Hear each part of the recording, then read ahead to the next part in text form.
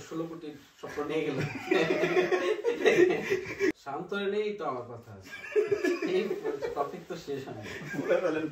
কথা হইতেছে আমি যদি সিলেক্টর হইতাম ওরা তো মেইন টিমে এই জায়গায় দিতাম না, ক্যাপ্টেন আর কি করবো। লেগ সাইডে টানাটা বাদ দেয় না। হ্যাঁ, ও ভালো খেলবে ভাইয়া। মুশফিক সে যতই বলুক তার সুইপ শটে তার কোনো প্রবলেম নাই, যতই ঝাড়ুর বাড়ি দেয় লাভ কিন্তু নাই ভাইয়া। সে কিন্তু ওইভাবে আউট হচ্ছে ভাইয়া। হ্যালো কাছের ভাই ব্রাদার এবং আমার অল মাই সিস্টার, আশা করি দেশ থেকে এবং দেশের বাইরে থেকে যারা দেখতেছেন সবাই খুব ভালো আছেন। আমরা ফোরকুতুব আবার চলে আসছি নতুন আরেকটি এপিসোড নিয়ে। আজকে কথা বলবো আমার চ্যাম্পিয়ন্স ট্রফির বাংলাদেশ টিম নিয়ে, কি কি হচ্ছে বা কি হবে। আমার সাথে বড় বড় মতো আছে শাওন কুতুব এবং বিপুল কুতুব। তো কথা আর সময় নষ্ট না করে ডিরেক্ট ওদের কাছে চলে যাই। কি অবস্থা? এই তো ভাই চলতেছে, অবস্থা ভালো। তো চ্যাম্পিয়ন্স ট্রফির বাংলাদেশ টিম নিয়ে কেমন এক্সপেকটেশন? বাংলাদেশ টিম তো দেখলাম চলে গেল, কবে গেছে? গতকালকে রাতে। আচ্ছা আচ্ছা, তাহলে ওদের মানে এক্সপেকটেশনটা কি? বোলিং বা ব্যাটসম্যান বা ব্যাটিং? ওরা তো 16 কোটির স্বপ্ন নিয়ে গেল। কালকে তো দেখলাম মিরাজ ছবি দিছে ভাইয়া, বিমানে বিজনেস ক্লাসে বসা। না, অ্যাটলিস্ট আমার কাছে এটা ভালো লাগছে যে যতবার এর আগের বার যাইতো আমরা সেমিফাইনাল টার্গেট করতেছি, আমরা ফার্স্ট রাউন্ড টার্গেট করতেছি, আমরা প্রথম গ্রুপটা খুব ভালো খেলার চেষ্টা করবো, ভালো খেলার।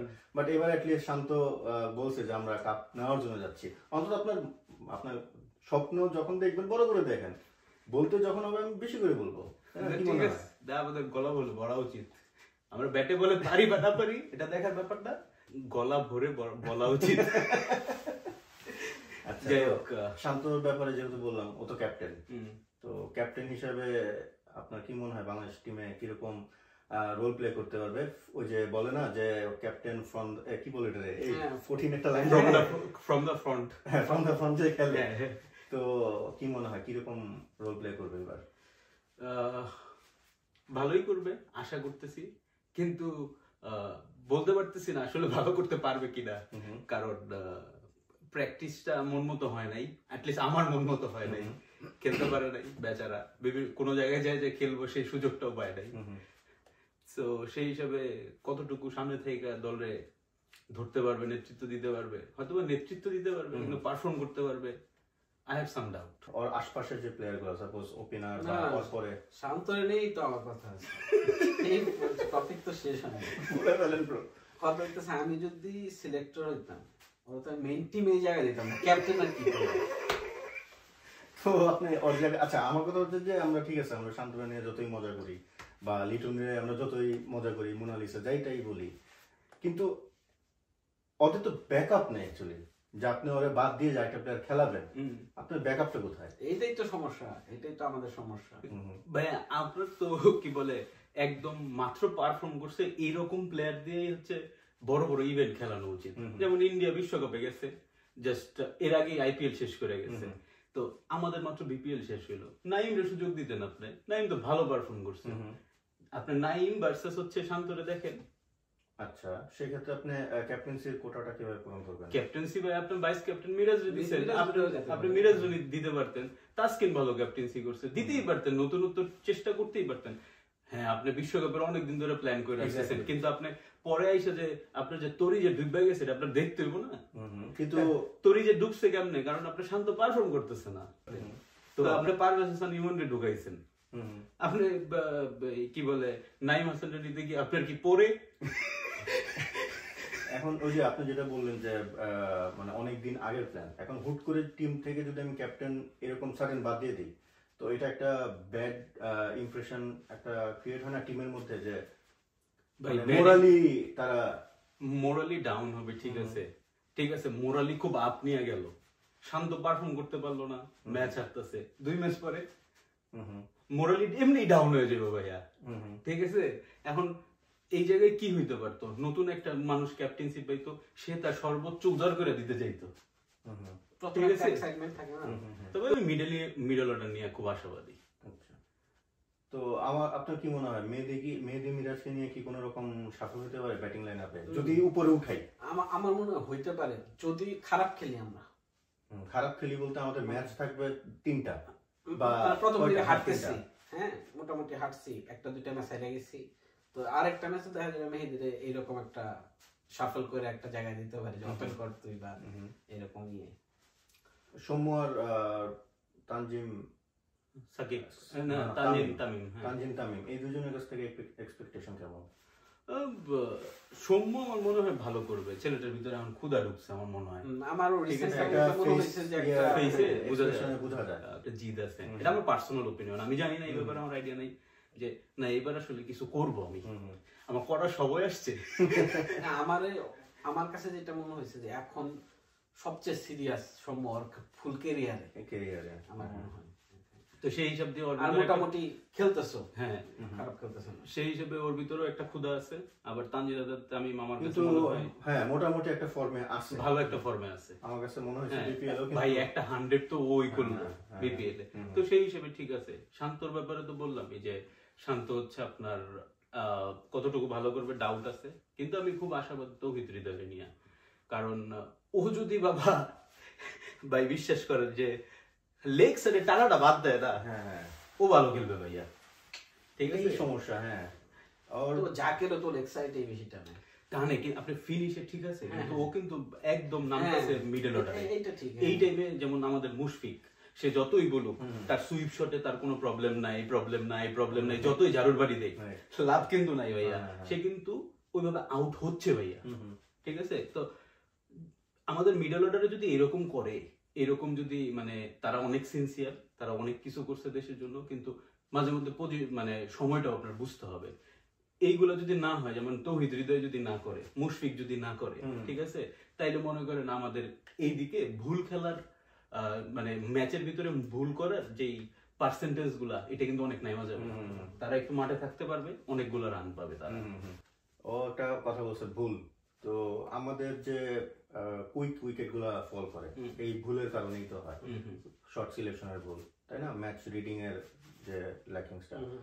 তো কি মনে হয় এই 3-4টা প্লেয়ার কি জিনিস অ্যাপ্লাই করলে এই ভুলগুলা কম হওয়ার চান্স কমে যাবে এবং তারা সাকসেস হবে চ্যাম্পিয়ন্স ট্রফিতে? আমার কাছে তো মনে হয় যে মানে যা করতেছে সবই তাই করবে, ঠিক আছে, খুব বেশি চেঞ্জ করার কিছু নাই, মানে জাস্ট 2-1টা টেম্পারমেন্ট বলতে যে কথাটা আছে, এই জিনিসটা যদি থাকে অন দা মোমেন্ট, ঠিক আছে, যে না আমার এই যে সিচুয়েশনটা, এই সিচুয়েশনে অ্যাটলিস্ট আমি 5 ওভারের জন্য ওই শটটা খেলবো না, আমি জানি ওইটা মারলে আমি 6 মারতে পারবো, ওই সুইপ করে 6 মারতে পারবো। এই যে টেম্পারমেন্টটা আপনার হচ্ছে, এটা যদি রাখতে পারে অন দা মোমেন্টে, সবাই বাসা থেকে ভাইবা যায়, কিন্তু অন দা মোমেন্টে যদি রাখতে পারে তাইলেই হবে। এটা জাস্ট আমার কাছে মনে হয় 1% কাজ করার মতো, তো এটা বেশি কিছু না আমার কাছে মনে হয়, জাস্ট বেসিকটা খেলে গেলেই হবে, ঠিক আছে, যে বেসিক খেলা তাদের যে খেলা বেসিকটা জাস্ট ট্রাই করবেন, এই সমস্ত জিনিসগুলো বেসিক শট খেলে যাবে, তাহলেই ভালো হবে। তো আমার কাছে কেন জানি মনে হয় কি ওদের মেইন যে সমস্যাটা, অবশ্যই শর্ট সিলেকশনটা একটা মেইন প্রবলেম, মেইন যে প্রবলেম আমার ফিল হয়, আমি জানি না ভিউয়াররা এগ্রি করবে কিনা, সেটা হচ্ছে ওদের স্ট্রাইক রোটেটিং, এই যে বলে বলে যে রান নেওয়ার যে মানে অ্যাবিলিটিটা। সাপোজ আপনি একটা 4 মারলেন, কিন্তু আপনি এর আগে 3টা বল নষ্ট করে ফেলছেন, আবার 4 মারার পরে আপনি আবার 2টা বল নষ্ট করলেন, তার মানে কি আপনার 3 নম্বর বলে কিন্তু আবার নিজের প্রেশার দিতেছেন। কিন্তু আপনি যদি 4 মারেন, এরপর আপনি একটা সিঙ্গেল নিয়ে স্ট্রাইক রোটেট করলেন, সেই ক্ষেত্রে কিন্তু ব্যাটসম্যানের একটা ফ্লো চলে আসে। এই জিনিসটা কি মনে হয় না বাংলাদেশ ব্যাটসম্যানদের এই জিনিসটা অনেক বড় একটা প্রবলেম? এই জায়গায় আমরা যেহেতু মুশফিকের ব্যাপারে কথা বলতেছিলাম বা মিডল অর্ডারের ব্যাপারে কথা বলতেছিলাম, এটার সাথে এটা রিলেট করে দিতেছি। সেটা হচ্ছে আপনার এইভাবে যে চিন্তা করেন আপনি যে আমাদের ফুল টিমে যদি আপনি স্ট্রাইক রোটেটিং এর কথা বলেন, ভালো কে আছে? শুধুমাত্র মুশফিক আছে, উপরে শান্ত আছে, আর নিচে আমাকে মিরাজ আছে, আর কেউই বাংলাদেশ টিমে মোটামুটি স্ট্রাইক রোটেট করতে আমার কাছে মনে হয়, এটা আমার পার্সোনাল অপিনিয়ন, স্মুথ না আর কি। ওরা আমার মনে হয় যে একটু প্রেসারে পড়লে সিঙ্গেল আসবে না, 2-3 ওভার মনে করেন খুব কম যেতেছে রান, ঠিক আছে, এরকম হয়ে যায়। কিন্তু যারা পারে, ঠিক আছে, তাদেরই তো দায়িত্বটা নিতে হবে শেষ সময়, নিতে তো এখন হবেই। আপনার মাহমুদুল্লাহ দেখেন নিচের দিকে, ওদের তো প্রায় শেষ সময়, এটা তো আর বলতে পারবে না, অ্যাটলিস্ট আমি ফিল করি না যে পরের চ্যাম্পিয়ন্স ট্রফি আমরা খেলবো, তো খেলবে না।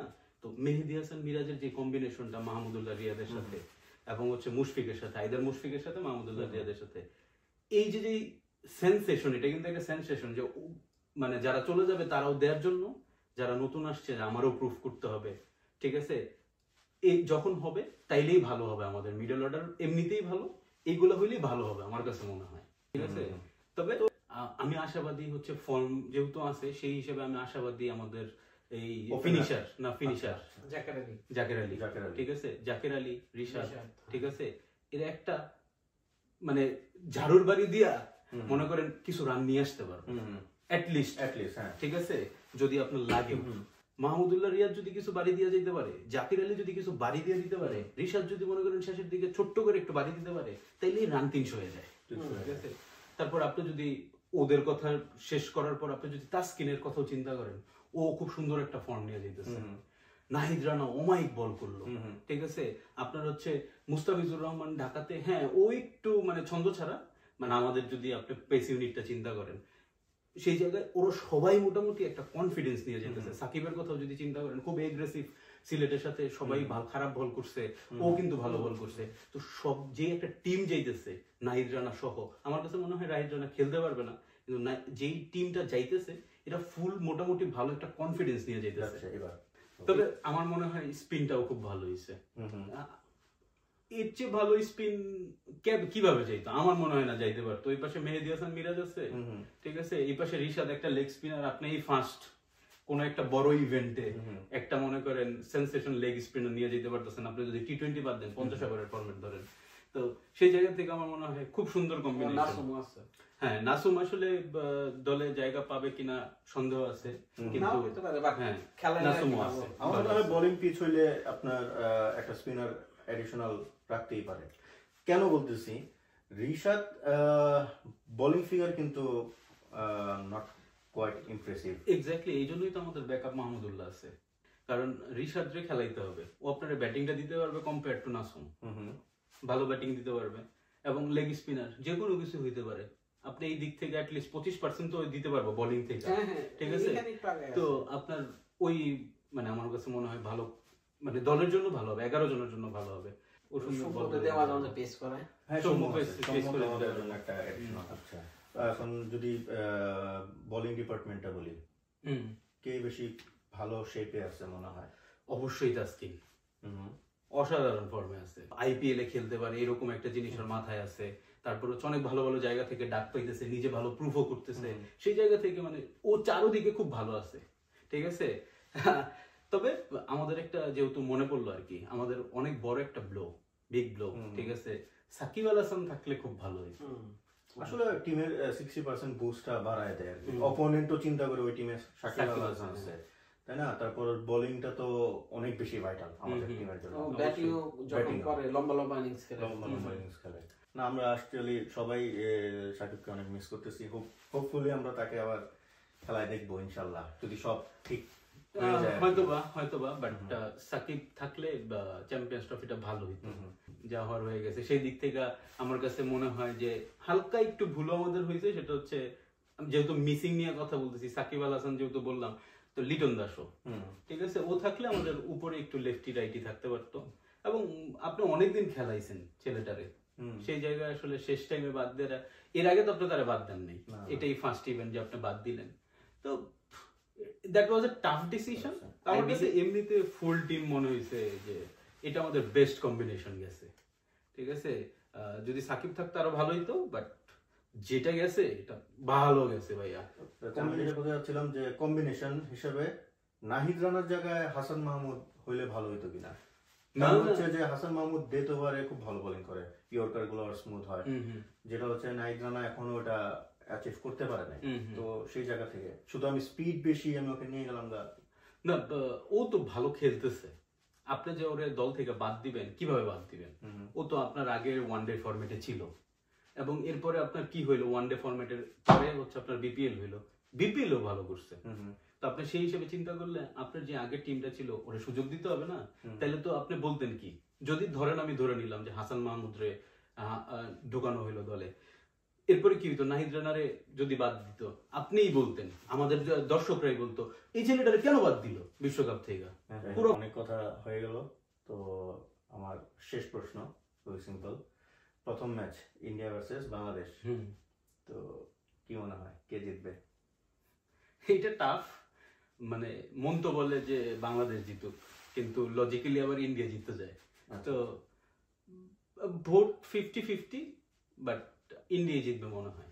বাট আমার মনে হয় বাংলাদেশের যদি ওই যে থাকে না দিনটা আমার, ইনশাআল্লাহ ওই যদি একটা সম্পর্ক যাইতেছে ইন্ডিয়ার সাথে, তো ওই যদি ভিতরে স্পার্কটা থাকে, স্পার্ক মানে প্লেয়ারদের ভিতরে হয়ে গেছে, ইন্ডিয়ান টিমের ওই যে খেলার মধ্যে যে একটা সম্পর্ক, ওইটা আসলে ওইটা চলে আসলে তাহলে কিছু একটা হয়ে যেতে পারে। যাই হোক, হোপিং ফর দ্য বেস্ট। আমরা বাংলাদেশ সাপোর্ট করি, আমরা বাংলাদেশি, সো অবশ্যই বাংলাদেশ জিতবে। আমরা সবাই একসাথে বাংলাদেশ ভার্সেস ইন্ডিয়া খেলা দেখবো এন্ড বেশি বেশি দোয়া করবো। আজকে অলমোস্ট কি আমরা শেষই করে ফেললাম, অনেক আজাইরা কথা। তাহলে আমাদের সেভারাস স্কাইপ তো এটা চাইতে হবে ভাই, একটা লোভী ছেলে পুরা।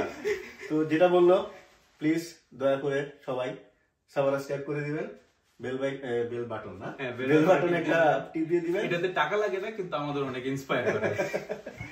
আল্লাহ হাফেজ। আল্লাহ হাফেজ।